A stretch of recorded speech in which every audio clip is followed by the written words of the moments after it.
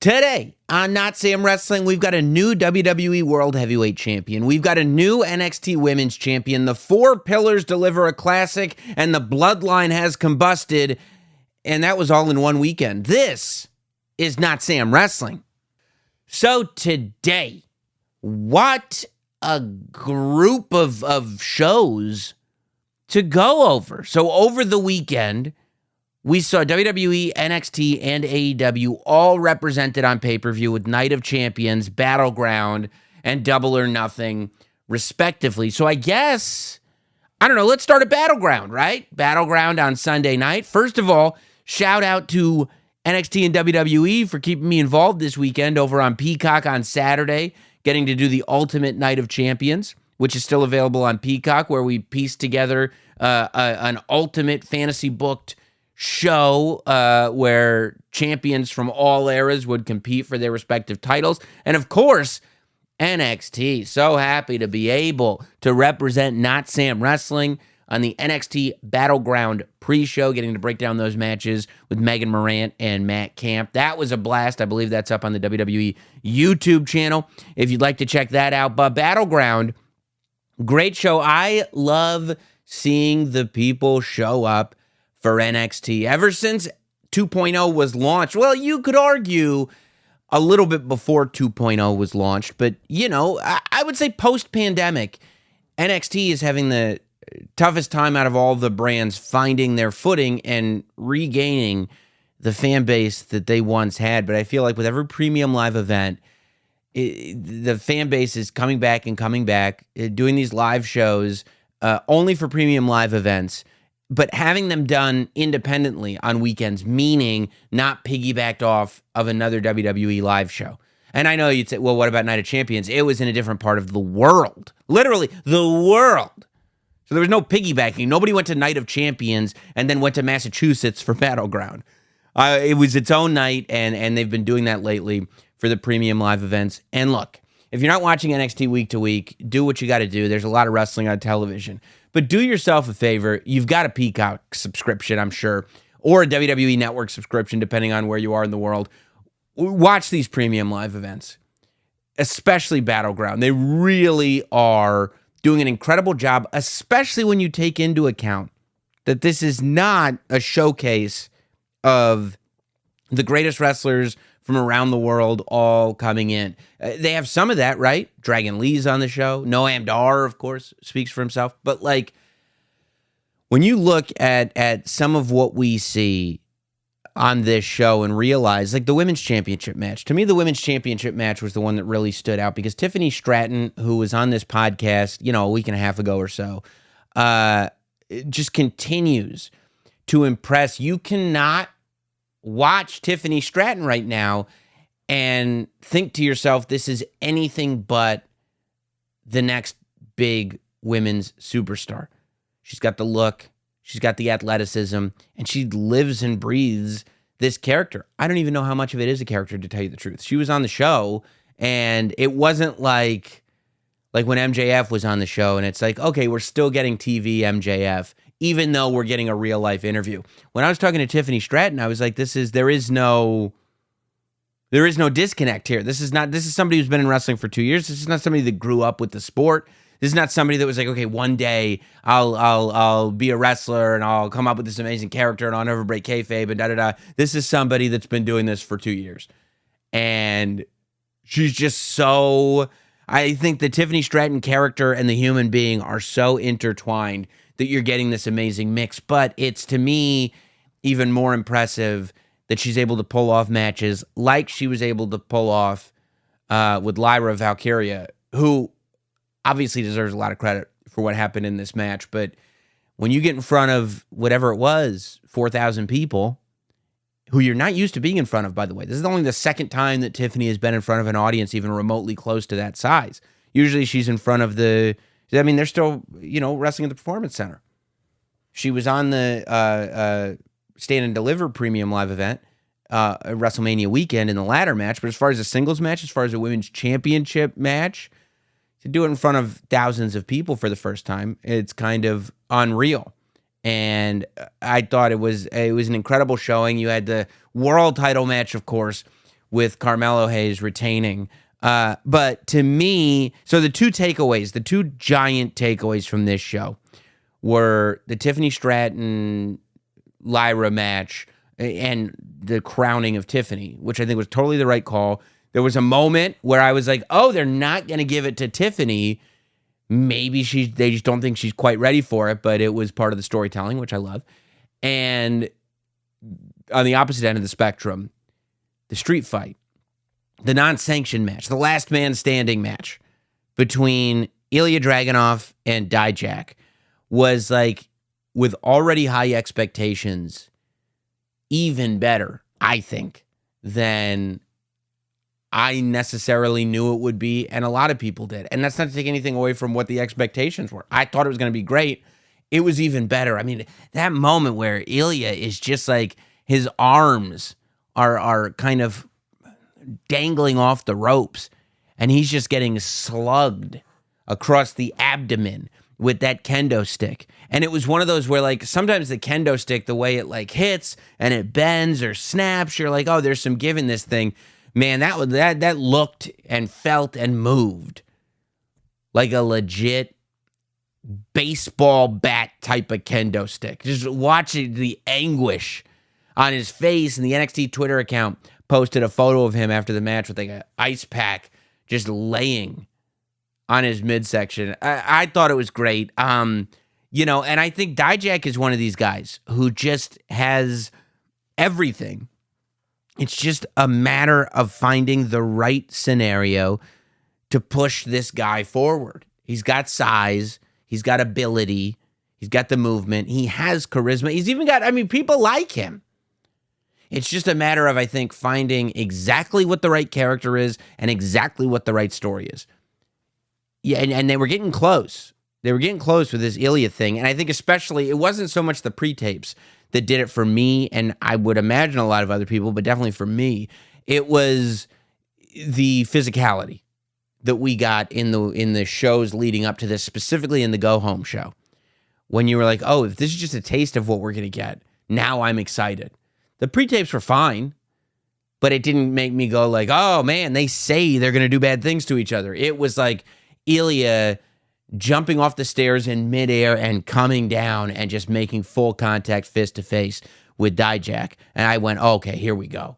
If you've got the opportunity, check that match out. At the same time as NXT Battleground was on Sunday night, we were treated to an AEW pay-per-view. Double or Nothing was on. And I mean, it was interesting because I feel like, and you're going to have a lot of differing opinions, I think, number one, based on the audience that you have, whether they're pro or anti-AEW, because these days it's very cool to be either completely on one side or completely on the other side.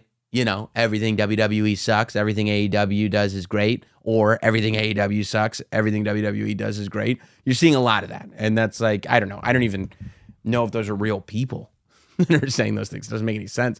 But I thought that, the first half of the show, a little bit underwhelming, but the second half of the show, incredible. So I think for me, it really started to pick up. It really picked up when Chris Statlander came out, right? I think that Taya Valkyrie was so good in this match with Jade Cargill that it got to the point where when Jade Cargill won, without knowing what was coming next, I was like, I don't know if I buy this. I don't know if I can believe this, just because, Taya Valkyrie came with such blunt force with everything that she did. She was such a powerhouse in this match with Jade Cargill that I was like, oh my God. Like, I walked into this going, I don't know if Taya's the right person to end the Jade Cargill streak, because Taya's not like an AEW regular. But as I'm watching this match, I go, how can I believe that anybody, let alone Jade Cargill, anybody can stop this steamroller from destroying everything?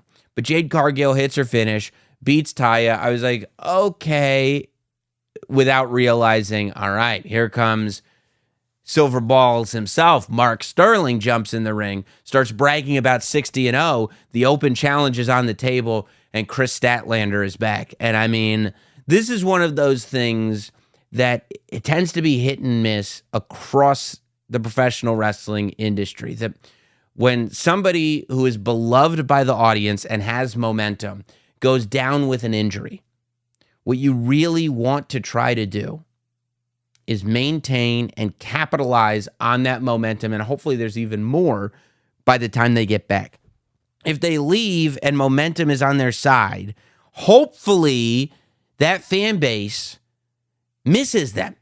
And so now not only do you have that hunger if you've kept your audience, these superstars gone for 9 months. If you start to lose your audience, then it becomes an issue. But if you keep your audience and that audience still wants this superstar to do what inevitably they were destined to do, they should be even hungrier for that, right? We've seen that go very, very successfully with somebody like Triple H coming back in 2002. We've seen that get flubbed with Seth Rollins after he got injured and then came back as a heel when he should have come back as a babyface.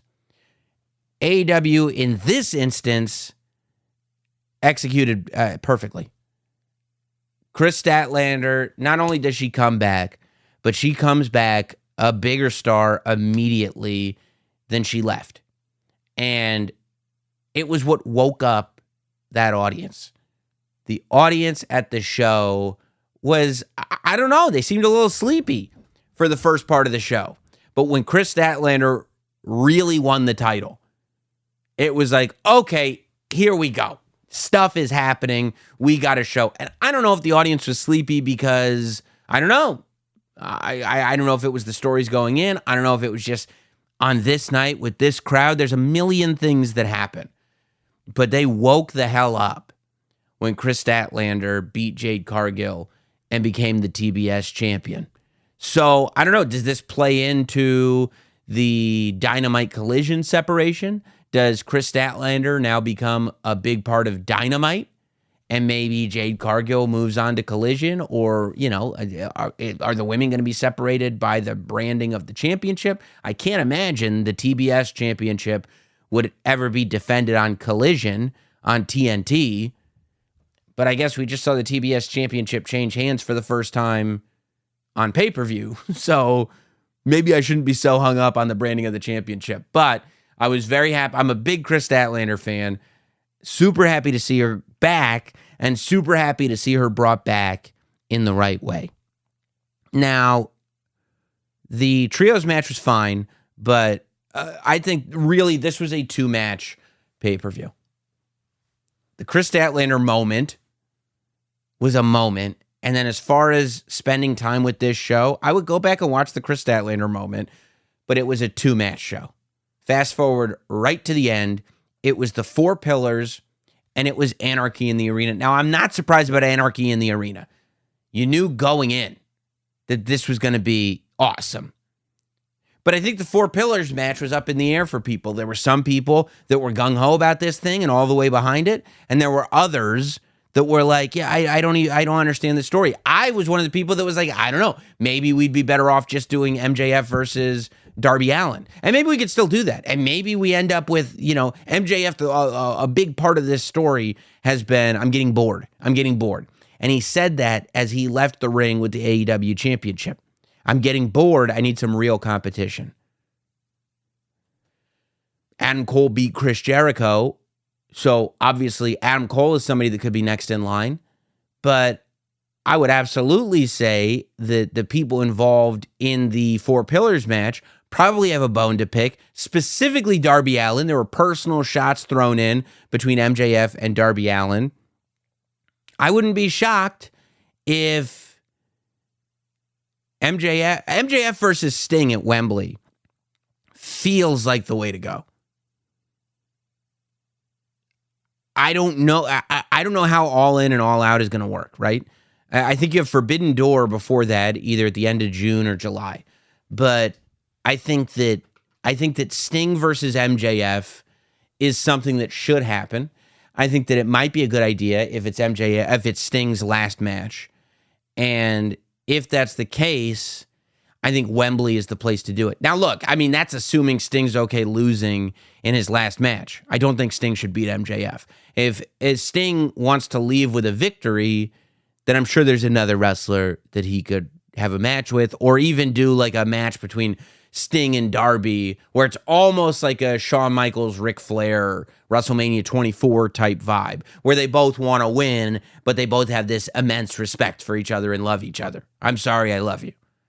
You could do that, but I would personally rather see Sting versus MJF. I think the story that you could get with somebody as revered as Sting going one-on-one with MJF is almost too much to pass up on.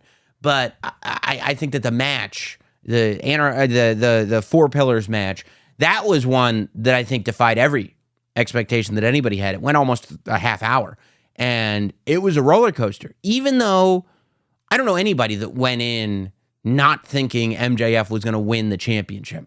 Everybody thought MJF was going to retain his title in this match. And when you have that many people going in, pretty sure of the result, and that is the result. There's no swerve in the result. All you can do is do a great match that tells a great story, so it keeps people entertained, and that's exactly what they did. I thought everybody had moments to shine. You had storytelling going on all over the place.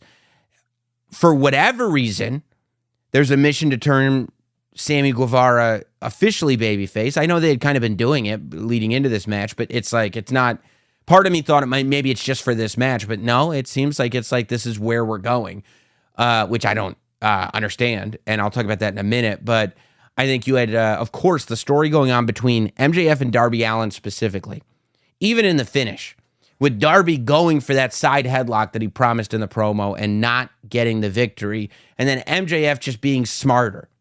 It's another match. He didn't cheat, because everybody going in to that triple threat match should have known that there's no disqualifications in a triple threat. So if you might get smacked in the face with a championship title, that's a thing that happens. Or a fatal four-way, same rules. So I think that all that happened here was MJF proved that he was smarter than Darby Allin. Darby Allin did a coffin drop, which is an extremely risky move. MJF put a title belt down so that Darby Allin hit the title. But the fact that MJF ended with that side headlock takedown and covered him 1, 2, 3 was like so poetic, and definitely left meat on the bone for MJF and Darby Allin going forward, which is where Sting enters in. The Jungle Boy story of look, Jungle Boy, MJF called out Jungle Boy before the show and said, you don't have what it takes. You don't have the killer instinct. And Jungle Boy had that moment to use the title belt, and he didn't take it. And you go, oh. And now Jungle Boy's got to deal with those ramifications. Sammy Guevara comes out with Ty Conti, and they announce on the way to the ring via cue cards, almost like it's a viral video, that they're expecting a child, which is beautiful. Congratulations to the gorgeous couple. You know, may your child be a blessed child, and I'm sure that it will be. But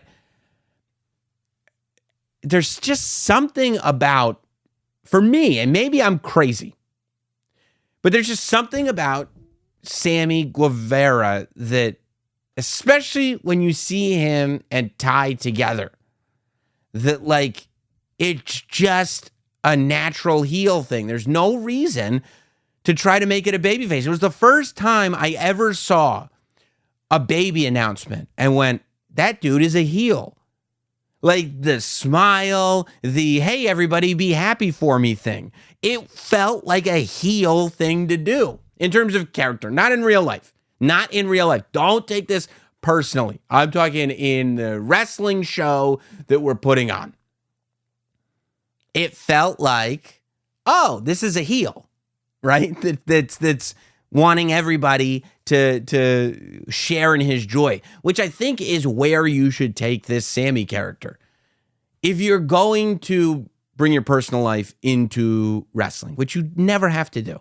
I would never tell anybody, if you want to succeed, you have to make your personal life public. If you want to keep your personal life private, keep it private. You know, Jon Moxley keeps his life private. Bryan Danielson was on a reality show and still keeps his life private. There are plenty of people, most people keep their lives private, and that's fine. If you make the choice to make your life public, that's fine too. But then you do have to weave it into storytelling. And I almost feel like if I were there, the move to make would be to keep Sammy a heel, make him a heel. But instead of being this like dastardly, shit heel guy, you make him obnoxious. You make him an oversharer. You ever interact with somebody like that? Like an oversharer? Somebody that just has to post everything on social media? Somebody that has to show you every picture of their family on their phone? Somebody that has to tell you, like, they send you a Christmas card and it's got like a 6-page newsletter inside letting you know everything that everyone in the family is doing. And this isn't even a relative. This is somebody that you worked with 2 years ago. You didn't even know they had kids. And now you got a 6-page newsletter saying that little Johnny went to Legoland in July. Why would I need to know that little Johnny went to Legoland in July? This is the character that I think Sammy Guevara should lean into. My life is so interesting, I have to share it with you guys.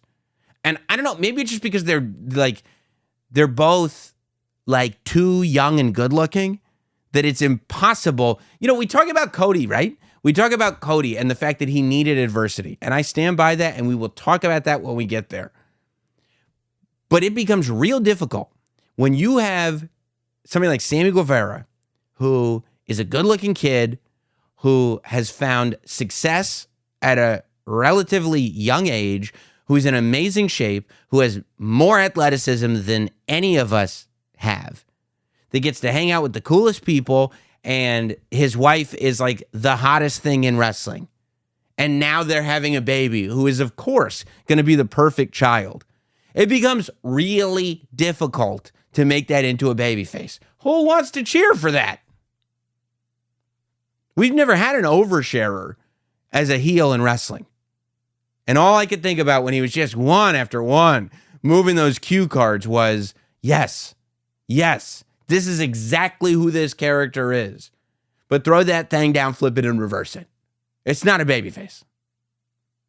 So congratulations to Sammy and his family, and congratulations to MJF on retaining the title. No surprise, Anarchy in the arena was awesome. We all thought it would be awesome. It was awesome. Blackpool Combat Club versus the Elite. The dramatic moment that Hangman Page takes off the eye patch, the exploding super kick on the bottom of the Spider-Man Jordan 1. So many great moments throughout this match. The barbed wire draped poker chip. That swing that was on the concourse where I think it was Matt or Nick Jackson's head almost collided with the garbage can. So many little moments throughout. And he's been doing it since he was in WWE. He may have been doing it before. But, I mean, Bryan Danielson, when he starts speeding up and running corner to corner and, doing those knees is like, I think, my favorite thing in wrestling. It's just the most amazing thing to watch. But the big finish comes, by the way, I don't know what the hell that singer was wearing. So at first I was like, how many times are they going to play Wild Thing? Wild Thing is just on repeat over and over again. And just as it ends, they start up again. It was even getting a pop out of the audience, which I thought was funny, that everybody was like cheering when it started again, just because it was so ridiculous. But you go, why are they playing this still? And the answer is, play it long enough for it to get obnoxious. Then you get a big pop when the lead singer gets the super kick in his weird face paint / mask by the Young Bucks.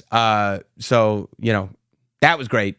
But of course, the big finish is Don Callis is in the ring.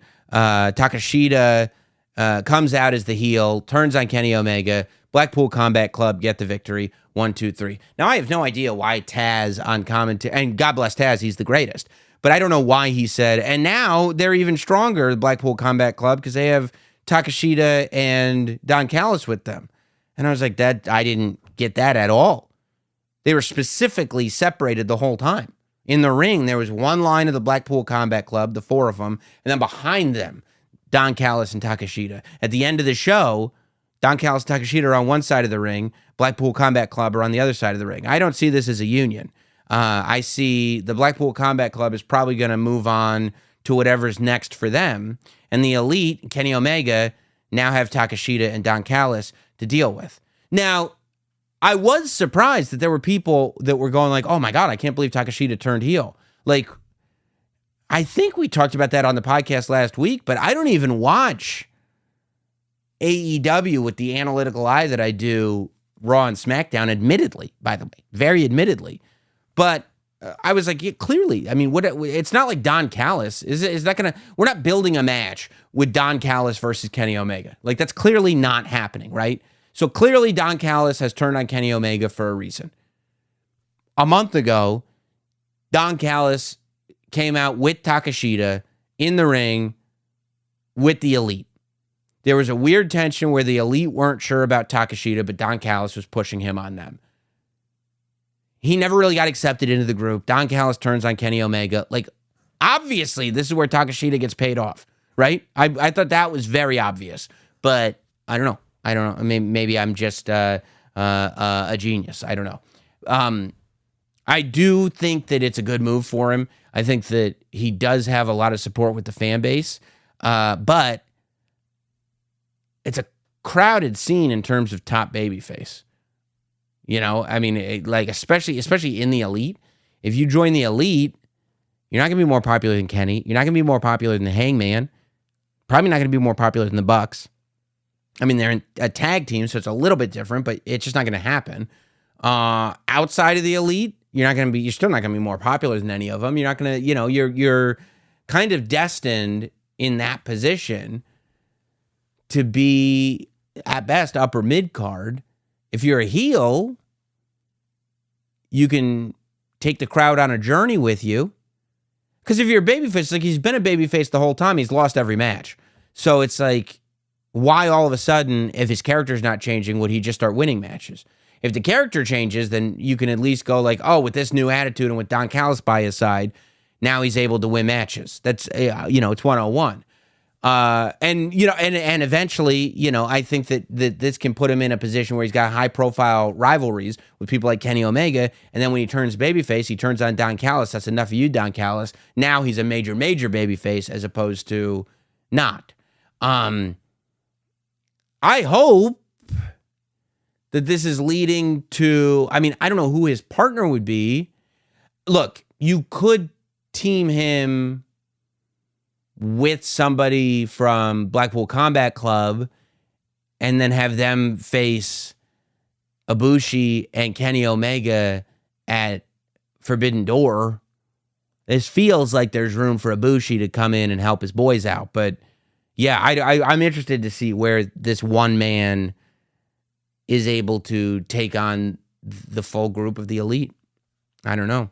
But yeah, that was what I thought of Double or Nothing. Good show. All in all, I mean, good show in the sense that those last two matches were good enough to make any pay-per-view into a good show. So I those last two matches are must-see in my book. And then you had Night of Champions. Night of Champions, very newsworthy show was Night of Champions. Of course, Rhea dominating Natalya, Gunther proving to the world why he is so freaking good.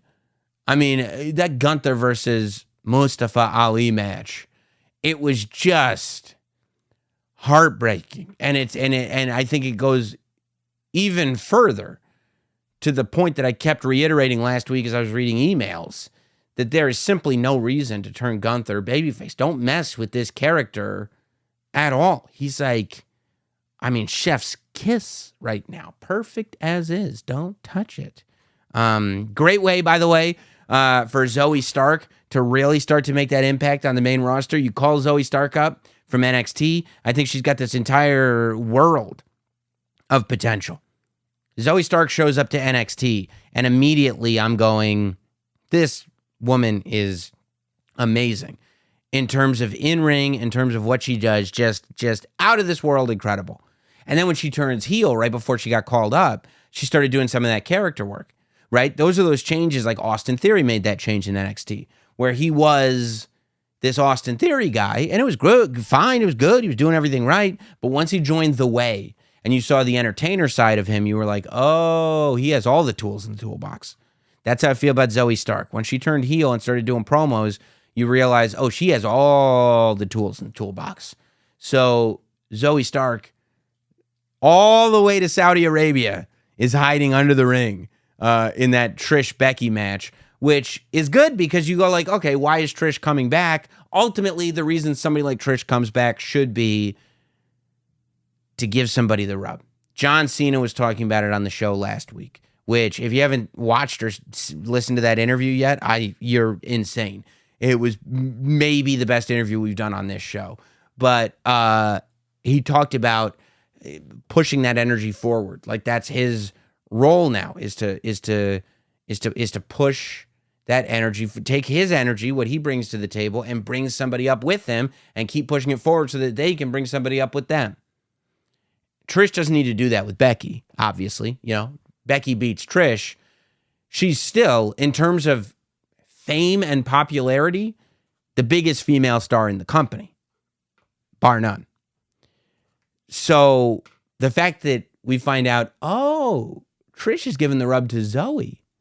Zoe Stark is the one that gets the rub here, I think is perfect. And I also think that Zoe is going to end up being a great foil to Becky Lynch. That if Becky Lynch is not going to be in world title contention right now, eventually Becky Lynch versus Rhea Ripley is going to be an incredible rivalry. You may even want to save it all the way to WrestleMania because it's like superpower of good versus superpower of evil. Rhea Ripley versus Becky Lynch. Who is the top star in the industry on the female end of things? Rhea Ripley or Becky Lynch? Rhea's star keeps growing and growing and growing. So it only makes sense to allow it to keep growing so that when you do get to that raging climax, boom, you get the biggest women's match that you could possibly have. In the meantime, if she's not going to be in title contention, Becky just going to need some great stories. And I've been a proponent of this for a long time. Every time somebody says, hey, Sam, don't you think there should be a secondary women's championship? I say, I'm fine with that, but I think there should be more stories that are being told by women in every wrestling company. I think that women's stories should not need a championship to be told. Men's stories, you have championships, or some are just rivalries. And it's just as good. We need the same thing going on regularly with female talent. And I think that's what Becky Lynch is providing, and I think it's awesome. I think that it's a big spot for Zoe Stark, and I think she's going to shine in it. I think she's going to show a lot of people what she's capable of, and I think she's going to make them care. Huge shock. Speaking of women on the show, Asuka wins the Raw Women's title from Bianca Belair. So Asuka is now the new champion, which is interesting because I guess technically that's going to make Asuka, maybe this is why they haven't switched the titles yet, because, you know, Bianca Belair was a SmackDown superstar defending the Raw title, Rhea Ripley, a Raw superstar defending the SmackDown title after the draft. Maybe it was because of the lineage of the title, meaning that they didn't want Bianca Belair to have X number of days as Raw champion and then a few days as SmackDown champion and then loses the title, right? Now that Asuka is the champion, we can just start a new reign, switch the titles. Rhea Ripley has only had the title since WrestleMania. It's been a month, 6 weeks. So, or I guess 2 months now. So I think that that's okay. I think that's probably what they'll do. But I thought I mean, it was a surprise. I think it is definitely something Bianca needs. I think that Bianca is not dissimilar from the position that Cody was in. I think if Bianca keeps winning all of her matches, where does she go? Where are we going, and how do we keep people interested? I think Bianca is now in a position where not only does she have to fight from underneath, but maybe she has to find a new side of her personality. Maybe she has to get a little bit more aggressive. Maybe we start to dip into what we saw as a heel Bianca in her original run in NXT. Who knows? I don't think she's going to turn heel anytime soon necessarily, but I do think that maybe a little less happy to be there, maybe a little more aggression. Maybe now she does have something to prove because people are like, yeah, no, Asuka's the best. Oh, really? Well, then I've got to prove it. Charlotte's going to be right around the corner now, right? Charlotte's going to be back anytime soon. There's a lot of stuff that's going to happen. And then Cody Rhodes and Brock Lesnar. So I loved this match. And if you listen again, you go back to the John Cena interview, one of the things that he said was that Brock Lesnar is a tremendously giving performer. Now, they ran this angle where Cody Rhodes got a broken arm. And, you know, I think some people thought they were trying to redo the Hell in a Cell thing where Cody won with a torn pec.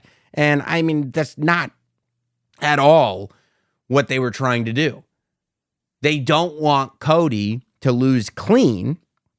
But if Cody gets another victory over Brock Lesnar, 2 in a row, number one, hurts Brock. And Brock, there are levels, right? Brock, it doesn't destroy Brock, but it doesn't make him as strong. And number two, it doesn't give us a third match with Brock. So how do you beat Cody and still keep it competitive? How do you beat Cody and have him be somewhat saved? Well, you have him go in there with a broken arm. Okay, that's fine. They also tell a story, right? Because as he's coming to the ring, they say he's got a titanium reinforced cast. I don't even know if that's a real thing. I don't think it probably is. I don't know anybody that's ever had a titanium enforced cast. But they said Cody did, and I said, okay, that's the story that we're going with. That's the story that we're going with. There have been crazier things in this world of professional wrestling.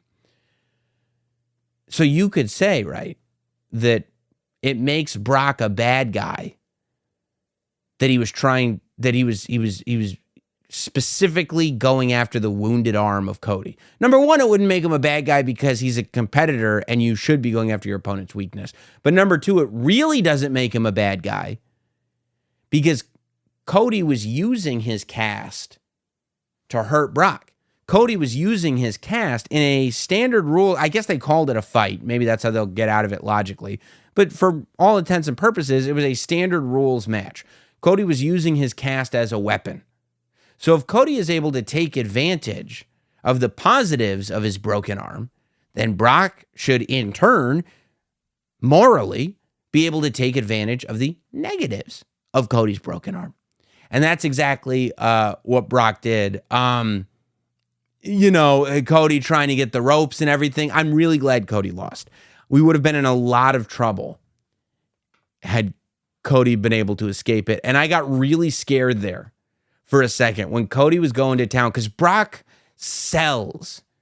This is why I reference Brock being so giving in his matches. Brock sells, and he sold that titanium cast like he was trying to get a second mortgage. I mean, all he did was sell. It was like he was trying to get whales to buy water. He was selling. Whatever he had, I'll take 10. Because I believed it. I mean, every shot, Brock is getting hit. Brock is getting hit. He's thinking, oh no. You can see it on his face. He's surprised by it. He's scared. He realizes that maybe he made an error when he broke Cody's arm at all, because this is actually proven to be an advantage to the American Nightmare. And eventually he gets him in the armbar. Cody is almost passed out. He wakes up. He's able to escape. I thought that he might have Brock after he knocked him over and over and over and over and over again with the cast. And then he went for the cover, and I went, no. Brock kicked out, thank God. When he grabbed the rope, when he got out of the Kimura, I was like, oh no, not a big comeback for Cody, and then Cody wins. Cody can't win. He got the comeback, but then when Brock found the Kimura again, and pretty quickly after that, Cody Rhodes passed out, I said, yeah, that's exactly it. That's exactly what should have happened. Cody Rhodes went into battle when he shouldn't have. This is why Triple H was smiling at the end of Monday Night Raw. Because Triple H knew that Cody Rhodes was making a mistake. Triple H is like, yes, if I were in your position when I was a superstar, I would have gone into the match. And yes, I would have lost to Brock Lesnar. And that's what happened to Cody. That's exactly what should have happened to Cody. And it goes, but Cody has to lose matches. Cody has to make mistakes, not everything can work out for Cody. If Cody had won the championship at WrestleMania, number one, Brock would not have been able to beat him at Night of Champions because Cody can't win the title at WrestleMania and then lose it 6 weeks later to Brock Lesnar. Makes no sense. That is how you pump the brakes on everything. So the only thing that's left to do in this story, if Cody had won the championship at WrestleMania, then you would have just had to say, okay, and then what happens? Well, then Brock Lesnar comes out. And then what? Cody beats Brock. And then what? Cody beats this guy. And then what? Cody beats Seth. And then what are we doing? Where are we going with this character? Cody beats everybody. Cool. Good idea. Thanks for really thinking that through. And it goes even into the Bloodline story that we're talking about. If the Bloodline starts disintegrating because Roman lost the title, then the Bloodline is disintegrating because they're losing faith in Roman, which is not the story of the Bloodline. The story of the Bloodline is the story of somebody who has been manipulatively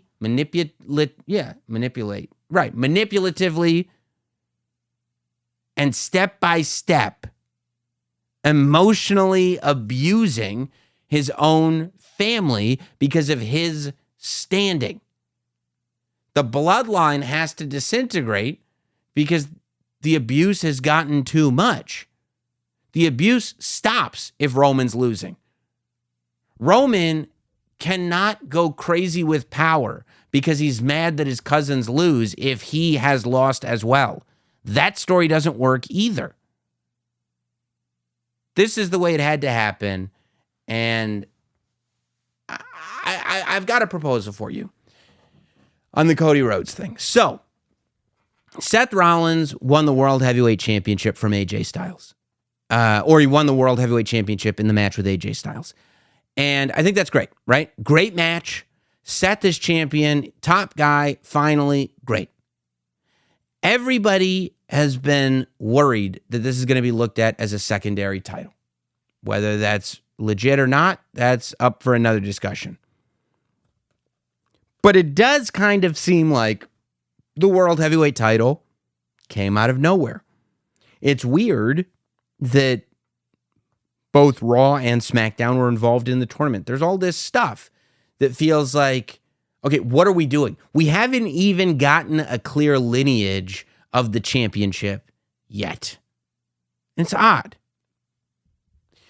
What if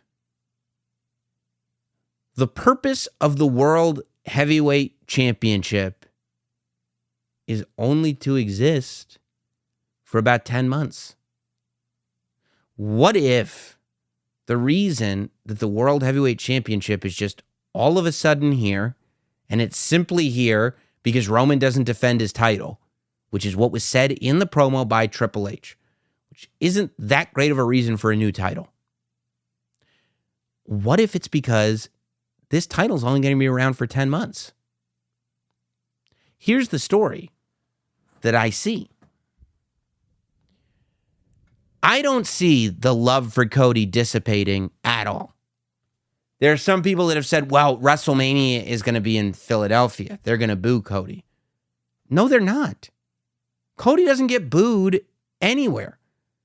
Philadelphia booed John Cena, but so did New York. So did Chicago. So did a ton of other cities. Philadelphia booed Roman Reigns, but so did New Jersey. So did a ton of other cities. There hasn't been one city that Cody has gone to in 14 months that haven't gone, whoa! All of them. He's the most over person in the United States as far as baby faces go. He's the most over baby face in Puerto Rico. This is a guy who went to Puerto Rico. You want to talk about the reaction Philadelphia is going to have. Okay. Bianca Belair got booed in Puerto Rico. Puerto Rico is not just going with the flow. Bianca Belair got booed in Puerto Rico. You know who didn't get booed in Puerto Rico? Cody Rhodes. Cody Rhodes didn't get booed in Puerto Rico so much that he was able to headline a show that 2 matches earlier, Bad Bunny, who's basically the president, had just won a street fight on. 2 matches later, Cody is popular enough that he can still go in there and main event as the top babyface. Who is the most over babyface in Saudi Arabia? This is including Sami Zayn speaking their language. This is including Mustafa Ali getting the reaction that he got at the press conference. Cody Rhodes was the guy over there. Cody Rhodes is the guy everywhere. Unless something catastrophic happens, and it could, but as long as Cody doesn't win every single match between now and next year's WrestleMania, Cody Rhodes ain't getting booed in Philadelphia. He's not. There's no evidence that would say that he is. He hasn't gotten booed. What if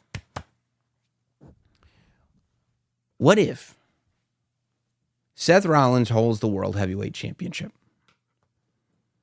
What if for the next 6 months, Seth just has incredible World Heavyweight Championship matches? Takes on all challengers, and they're just amazing, right? Just great matches left and right. What if towards the end of the year, maybe the beginning of next year, Seth Rollins has a match with Cody Rhodes? We're finally going to do it. Okay, Cody, you beat me 3 times a year and a half ago, 2 years ago almost. Fine. But guess what? I'm a different Seth Rollins now. I'm the World Heavyweight Champion, and I've been so for the last 6 months. This match ends in controversy. The title, Jack Tunney style, has to be declared vacant.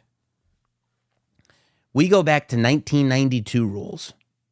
This year, the Royal Rumble will determine who is going to be the WWE World Heavyweight Champion. Now, doesn't have to be Cody versus Seth. For me, Cody versus Seth is what works the best. But let's say there's interference. Let's say they have a match on Raw. There's interference. Let's say they have a match the next week on Raw. There's interference. Let's say they go to a pay-per-view. There's interference again. The title has to be declared vacant. The title is put on the line in the Royal Rumble. The final 2 men in the Royal Rumble match are Cody and Seth. Cody wins the Royal Rumble. Next night on Raw, Seth comes out and shakes Cody's hand and says, "You're the champ, my friend, but I'm going to be looking for that gold soon." Cody shakes Seth's hand. They give each other a big hug. Cody is over. Now he is the world champion. I don't know who his first challenger is, but he takes on a challenger so that people realize, like, okay, he's a fighting champion too. He has a great match. Then Cody later says, "Hey, you know how I got this title? I won the Royal Rumble." Well, traditionally, the winner of the Royal Rumble gets to challenge the champion at WrestleMania. Roman Reigns, I am so proud to be the WWE World Heavyweight Champion. But my story hasn't ended. I'm here to win the title that my father never won, the WWE Championship. Roman, I won the Royal Rumble, and at WrestleMania 40, I want you. Now the match is announced. WrestleMania 40. It's Roman with the WWE Undisputed Universal Heavyweight Championship versus Cody Rhodes with the World Heavyweight Championship. We have our unification match. We go into WrestleMania going, oh, you know what's going to happen. You know Roman's going to get all the belts. Except he doesn't. WrestleMania 40, the unification match. That's the match that Cody wins. How do you make up for the fact that Cody didn't get the moment you thought he was going to get at 39? You go to the 40th WrestleMania. You put all the gold on the line, and you make it truly inarguable. And Cody pins Roman Reigns clean, unifies all of the titles, and comes out on Raw the next night with one championship belt, declaring himself the new WWE champion. I'm just saying, I think it could work. Now, before we get to the emails, there's something even bigger that we haven't discussed yet. And that's how Night of Champions ended. Night of Champions ended something fierce. The Bloodline story continues. The Bloodline story is the best told story in professional wrestling in the last 20 years, if not more, and continues to be. We have Roman and Solo versus Sami and KO. And the whole reason this match exists is because Roman wants to spite his cousins. Roman believes that his cousins made a doggy mess on the carpet, and Roman is grabbing Jimmy's head and Jay's head and rubbing them in that doggy mess. I'm going to prove to you that I can do what you couldn't do, and that's why he dedicated it to his father's team, the Wild Samoans. Referee goes down in the match. He catches a spear. I love the little things. Roman goes, what was his problem? Roman, of course, blames the referee because he's a narcissist and a toxic person. And the Usos come out. They get involved. Now, as I'm watching, I go, oh, I bet I know what's going to happen here. Clearly, at some point, the Bloodline is going to break up, but it's not going to be tonight. I'll bet what's going to happen is the Usos are actually going to help Roman and Solo win the tag team championship. But when they do, all the Bloodline get together and they're stronger than ever. So they will break up very quickly after this. But it's like, boom, one more rush of like, yeah, the Bloodline is stronger than ever, but the foundation is so broken that this is a false flag. And that's how the Bloodline disintegrates. What I didn't realize was I was going to see the disintegration right in front of my face as they screw up. They super kick Solo. Roman goes, what are you doing? What are you doing? He does that condescending shove to the face that he does to Jimmy. What's your problem? What's your problem? This is my 1,000th day as champion. My 1,000th day as champion. Then he shoves Jay in the face. Jay's like, I'm sorry. Jimmy shows up, super kicks him in the head. And the shot on Jay is just perfect. The shot on Jay, where he's making the exact same face that he made when his best friend Sami Zayn turned on Roman. What are you doing? Why did you do that? Except now it's his real brother. Now it's his blood brother. What are you doing, Jimmy? Why did you do that? Why did you do that? And Jimmy goes, we had to do it. And boom, kicks him again. It wasn't just an error in judgment. He cements it with a second super kick that sends Roman to the outside of the ring. Reluctantly, Jay leaves with Jimmy. What are you doing? He's doing the thing where he's got his head in his hands again. KO and Sami Zayn come in. Their weeks of mental games have worked. They've torn at the seams of the Bloodline. They take out Solo. They get the pin. And on Roman's 1,000th day as WWE champion, he looks up and sees Sami Zayn holding titles over Roman's head that Roman didn't win. I mean, just gorgeous storytelling, every angle, and it's very odd to me that anybody at this point would be critical of the Bloodline story from any angle. I mean, one day, 24 hours, and the shot, the video of Jimmy Uso super kicking Roman Reigns, 2 million views on YouTube. But even more so, even more than the YouTube views, even more than trending topics on Twitter, even more than us having this dialogue over a podcast, I thought today I should remind you guys what this is all about ultimately, because I was reminded what this is all about. My 6-year-old son is watching this show. My 6-year-old son has been watching WWE with me he's started to get into it within the last several months and is obsessed with Roman Reigns. There is nobody that he likes like he likes Roman Reigns.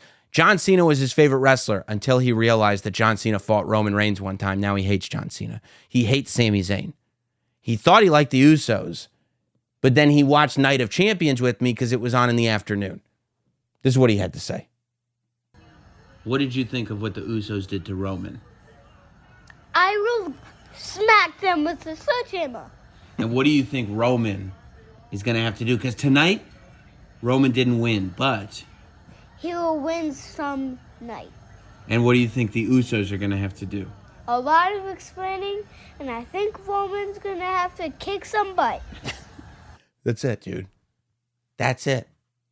Can you hear in his voice the ride that he's on? Can you hear in my voice the ride that I'm on? Can you feel in your heart the ride that you're on? This is the ride that the Bloodline is taking us on, baby. And every bit of it is so much fun. Now, where does it all go? Where are we headed with this Bloodline story? Now, there are a bunch of different things, right? On one end, I think a lot of people want to see a Jey Uso versus Roman Reigns match. Because this Jimmy turning on Roman at Night of Champions harkens right back to where we were, 3 years ago almost? 2.5 years ago? When Jey Uso was the one trying to prove that he was able to main event, and Jimmy had to come in and save him.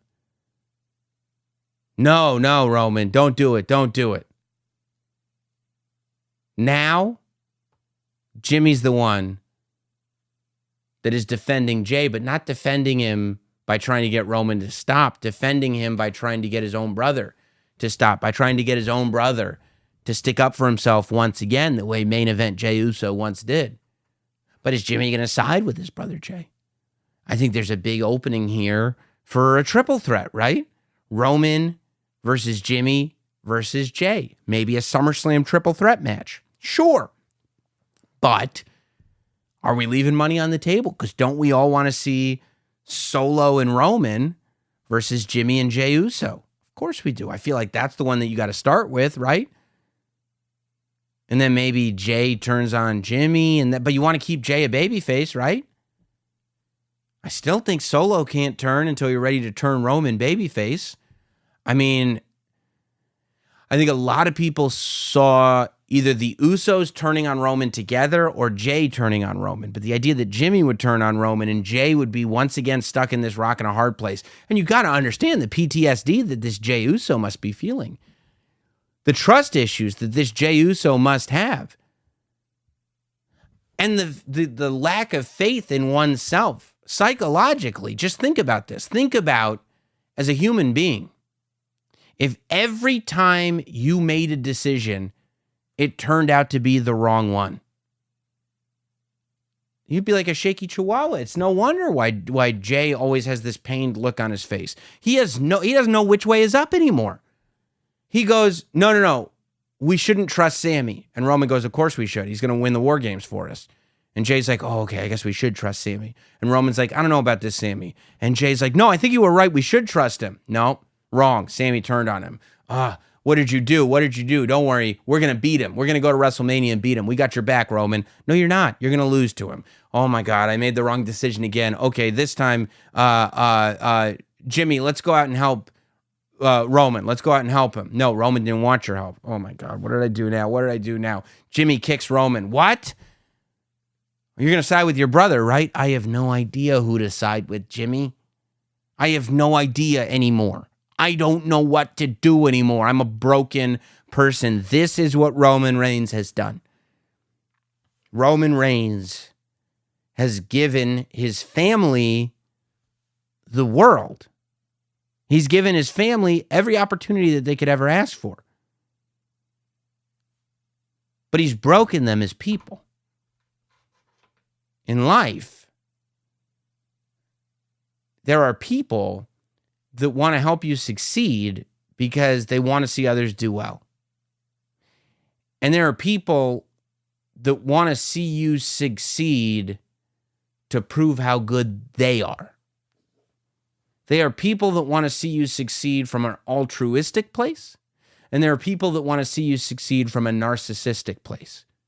The people that want to see you succeed from an altruistic place are the greatest people you can ever know. The people that want to see you succeed from a narcissistic place are some of the most evil people that you will ever encounter in life.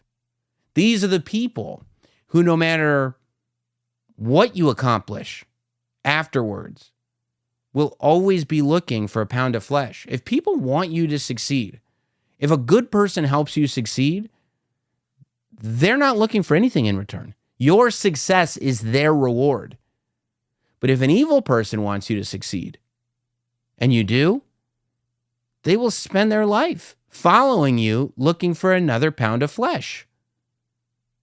Roman is looking for his pound of flesh. Roman is making it so his entire family can succeed. But they can't take one step without acknowledging their tribal chief. And it does things to people. It makes Sammy finally snap. It makes Jay, his own cousin, say, enough is enough, I'm going to kick you in the face. I mean, Jimmy. It makes Jimmy, his own cousin, say, enough is enough, I'm going to kick you in the face. And it's turned Jay into this mess. Into this just the charred remains of what was once a strong man. It's an incredible thing to watch unfold. See, we've never had, this is what makes the Bloodline so good. We've never had a wrestling storyline that was told so intricately that these psychological tools that people use in life were shown. There's never been a heel that uses things that a narcissistic person does to haunt you in your life, that uses debts, but not like financial debts. Debts like, well, you wouldn't be here without me, would you? No, sir. No, I wouldn't. We haven't seen it. We haven't seen emotional abuse out of a top guy heel. We haven't seen members of a faction succeed, but at the same time be clearly suffering trauma. And later on in the story, PTSD. Because there's no doubt. You look at Jey Uso's face. Jey Uso is not reacting just to Jimmy kicking Roman. When Jimmy kicks Roman, Jey is reacting to Jimmy kicking Roman. He's reacting to Sammy turning on Roman. He's reacting to Roman turning on him. He's reacting to when he had to fight Roman. He's reacting to all of it. It's all one thing. It's all one trauma that keeps getting reactivated by his own family. And at some point, something's going to give for Jey Uso.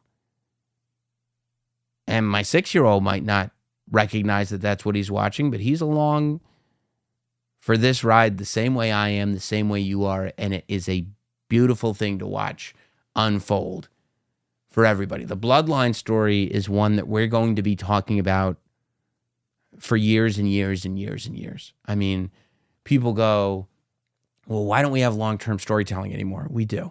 There's Hogan, there's Hogan and Andre, WrestleMania 3.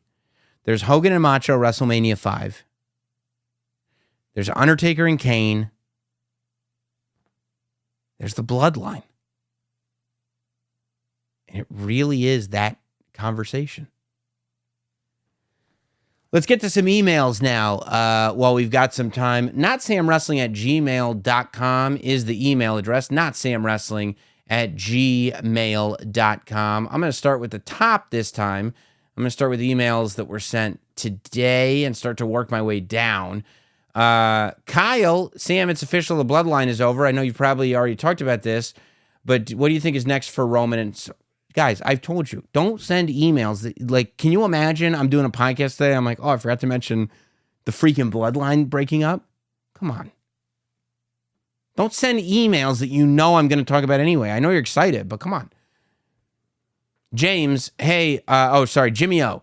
Hey, longtime fan. I don't really have a question.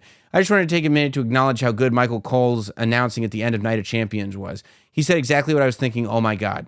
Yeah, here's the thing about Michael Cole. A lot of people are finally smartening up to the fact that Michael Cole is the GOAT at this stuff. Michael Cole's been the greatest play-by-play announcer in wrestling for years. And he's getting to show it off a lot more these days, I think. But he's been in that seat for a very long time. A very long time. Toya, Sam, what's the haps? I know I have heard your thoughts and opinions on Karrion Kross, but how about one of these two ideas? First, what do you think of Karrion Kross winning Money in the Bank? I don't know. I feel this could be an incredible opportunity to rebuild him as a major heel. Secondly, if not him and Money in the Bank, how about teaming him up with Baron Corbin? I wouldn't mind a faction. Yeah, I could see Scarlett leading Corbin and Karrion Kross. I think something's got to give with Corbin. I think if he leaned in more to the dark side, if he leaned in more to the like metal part of him and got serious, I could see Corbin and Kross together. I think if Kross shaved his head again and Corbin was bald and Scarlett was their manager, I could see that as a formidable duo. Might be a little too not Bloodline. Might be a little too Judgment Day-ish, but who knows? Maybe you can set up a feud with the Judgment Day. Adam Gerald, which title? I love this. Short and sweet. Which title is better? Winged Eagle or Big Eagle? Love Jim and Sam. Winged Eagle. Big Eagle was nice. Winged Eagle all day, day. Great email. This is crazy. Rob, there's a page-long email from you. This is dumb. Big fan of yours, and the pod is awesome. Well, thank you for saying that. I recommend it to all wrestling fans. I've been meaning to write in again, so please excuse the giant email. Obviously, that's not going to happen. Last week's pod with John Cena and the Fast 10 stuff had me thinking about a couple things I'd love to hear your opinion on. I'm a huge HBK fan, and I know that you have mentioned your love for the new generation, too. I was wondering what your thoughts on his new generation babyface.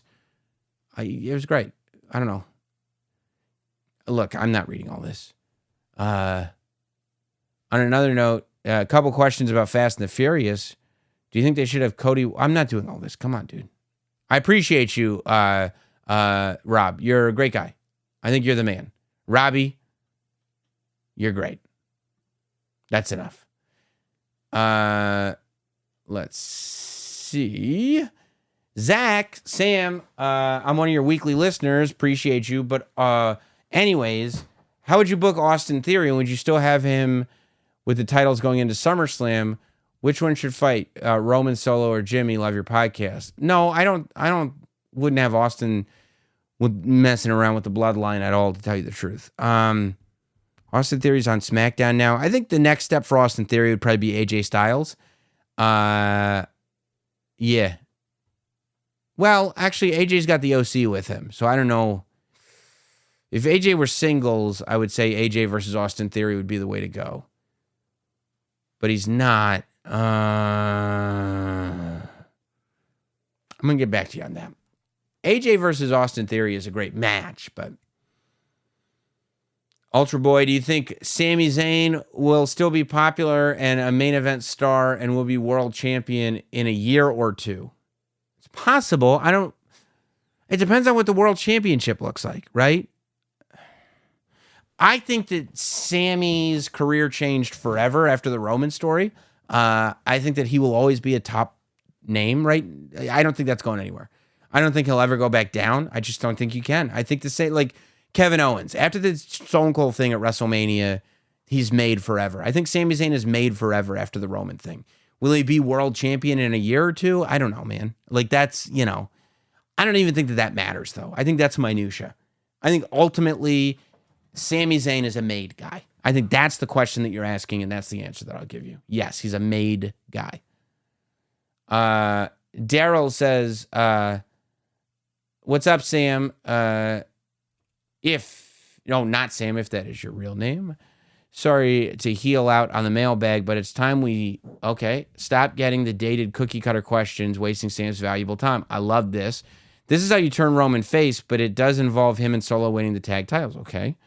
Roman and Solo win, and whatever else happens for a couple months. Eventually, Roman begins to lose control over Solo's vicious side. But the beauty of him holding the belts is that it would inevitably lead to Roman and Solo versus the Usos, where we get the official split of the Bloodline. Obviously, this is coming in before Saturday. The Usos are laying it in pretty heavy to Roman. He's starting to claw towards Solo to make the hot tag. Then Solo steps away from the turnbuckle, crosses his arms. Roman looks up aghast. We pause at that scene for all unnecessary production work, blah, blah, blah. Okay. 1, 2, 3. Jey Uso becomes the first person to pin Roman Reigns. So the idea is that, and I don't know if this makes Roman a babyface. After the match, Solo, alongside his brothers, beat up Roman. No, I don't think that. I think that would mean that the Bloodline continues as Solo and the Usos are still together, which I don't see that happening. I think when we get Roman versus Solo, the Usos are on to something else. But I don't hate that. I don't hate the idea of Usos versus Roman and Solo turns on Roman. I don't hate it. I think there's room to breathe there. I don't hate it. Kyle, do you have any information about season 2 of Notsam Wrestling on Peacock? I wish I did. I have no information about that. Also, it's been a while. What was your favorite part about Notsam Mania? Honestly, it's going to sound cheesy, the reception. And when I say the reception, I mean the reception of people had to specific superstars. I think specifically guys like Dolph Ziggler to an extent. I think people knew Dolph Ziggler already, but I think like the amount of people I heard saying that they didn't know how great Baron Corbin was, they didn't know how great Santos Escobar was, that's the stuff that I like. Last email. Hi, Sam. Love the podcast. Was a big WWE fan during the Attitude Era. Fell away in the 2002 mark. But have dived right back in recent times. My question is a simple one. How important is the idea of narrative continuity and canon in the world of WWE? Should we treat it as seriously as we do in other entertainment IPs such as Star Wars and Marvel, etc.? Or is it more flexible in the world of pro wrestling? Do storylines that happened years ago really still matter in the current continuity, or is it just what's happening now that counts? Cheers.